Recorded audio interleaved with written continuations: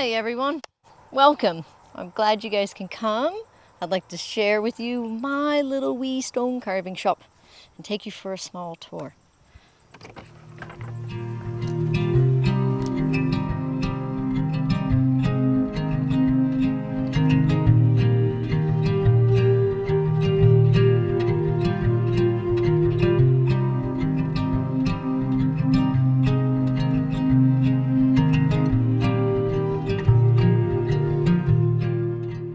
So now we get to just take a little tour of my shop, and I will share with you and show you this very special place of mine and some of the pieces that I have working on here. We'll talk about some tools, some equipment. We've got stone. I have some finished gravestones, so I'll just give you a quick glimpse of the whole place, and including some cats. So again, it's a small space, so I have to use all the spaces very efficiently. So I have breakdown work tables. I have a workbench right here with a sink. Sink works really good for honing stones, just washing hands. I mean, you know, you don't want to go onto a marble when you've got all sorts of sharpening grit on your hands. So over here I just have a nice variety of some mallets that I employ, everything from zinc to cold steel to wood. Most of them are obviously chiseling mallets. I do have a bushing hammer here for some marble work that I've been working on. Obviously chisels, variety of chisels. Some are cold steel if I do sculpture. I do actually use regular cold steel chisels. These are more the lettering chisels. These are chisels that you would have used if you've taken one of the classes, whether it be the lettering or the relief classes that we do. They are carbide tip chisels. They just hold up that much more into the slate and the marble and the limestone. And the granites, I have different chisels even for granites. So I don't have a ton, but I guess I do have a lot. But it's amazing. You don't need much to create a gravestone. One or two chisels, you can actually do an entire gravestone with that. So that's kind of just a little work area there. And then it's rather a little crowded in the shop today. Oddly enough, there's a lot of stones that are in progress, some fresh stones that I just unloaded. This is one I'm working on. Talking about the table, some of the tools I employ to move the stone around. Again, I'm not a very strong person, so I have a 1,000-pound scissor lift hydraulic table, so which is really wonderful, as you might all know, with very ease. I can raise and lower the table as per where I'm carving and what level I need to be at. So this is kind of, and it's a movable table, so I can get this out of the way. Again, I like things on wheels. I like things to go away. And then we can move over to, this is the big easel in the shop. I have a half-ton chain hoisted top, another tool that I employ to raise and lower the slates. Again, this is probably, I want to say maybe 300 pounds, give or take, sorry. There's a measurement that I can do, I haven't done this one yet. So pretty much it's pretty easy for me to employ this chain hoist with these Kevlar straps. Literally I could just raise this stone. I've got pegs to bring it up higher, and but obviously it's a pretty good height for me. And then I can actually use a chair to finish up the rest of the carving that will be on this. This is a beautiful piece of Virginia black, nice honed gravestone. Most of the times, I just having a shipment in, I've got more slates in here than I normally have, but this is mostly where I'm doing the work or on the scissor table. And then we come on down. Here's also more stones in queue. Again, everything in the shop is for a commission. I don't just have blanks in the shop. So everything you're seeing has a purpose, has a job. I just have to get to it for the carving. There's a beautiful piece of Vermont Greene, another piece of Virginia black slate.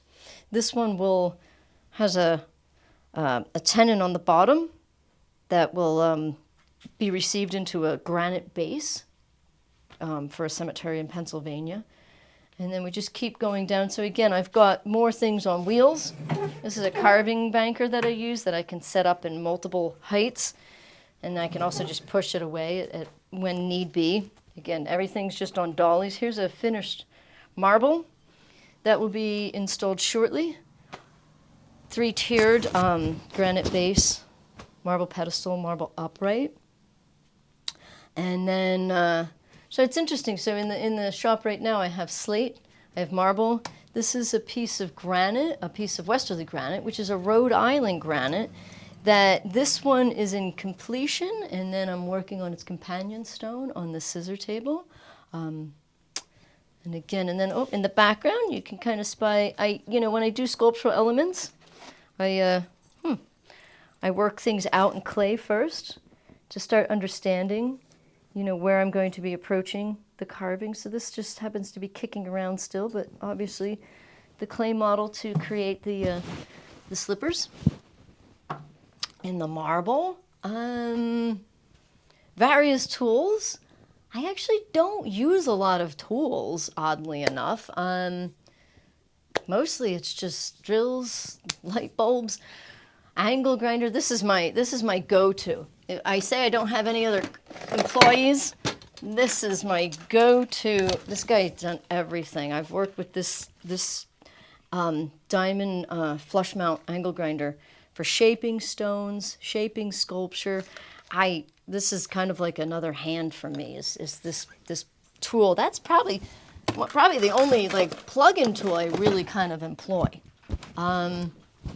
So just various tools. Softening seems to be the biggest thing, dunnage and softening, just to prop stones up. And small little wall with some finished kind of sculptural pieces that are going on. On the bottom here are some plaster casts of a couple bronze monuments I've done. The beauty of bronze is I get to keep the positive plaster molds. So these would have been flush markers. This is a beautiful one with a Russian-inspired alkonost for Mila. And then in the back, this one was inspired from the Cantor's Garden.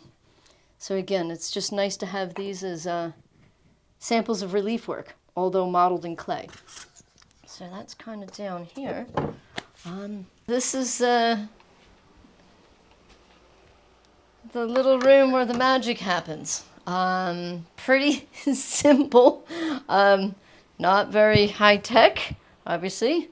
I think I even salvaged the table out of a burn pile. This is, again, I try to keep, that's nice. I try to keep everything as simple as possible. I like to just draw with pencil. Obviously the lettering requires more things. I have some brushes, I have some set ink pens that I use, but again, I'm really a big pencil person. And all my designs, so these are actually, oh, that's funny.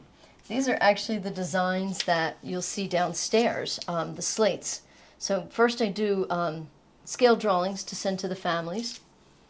And then this one here is done up into the full scale, the Coleman stone. So these are all the pieces of paper that I said will be brought downstairs, attached, taped to the stones in their proper places, and transferred. So this is all the information that will then be carved on the stone. Full size, full scale lettering.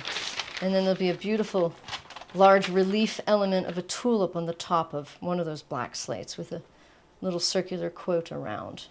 So, and again, this all happens up here. This is where I do all the drawing, clients' folders. It's, again, a few things on the wall that inspire me, but I try to keep it somewhat clean and tidy. But so that's kind of the small extension of my shop. It's just this little drawing area. And it's nice. I can have clients up here. We can kind of sit. We can talk about drawings if need be. And that's kind of behind the magic. That's it.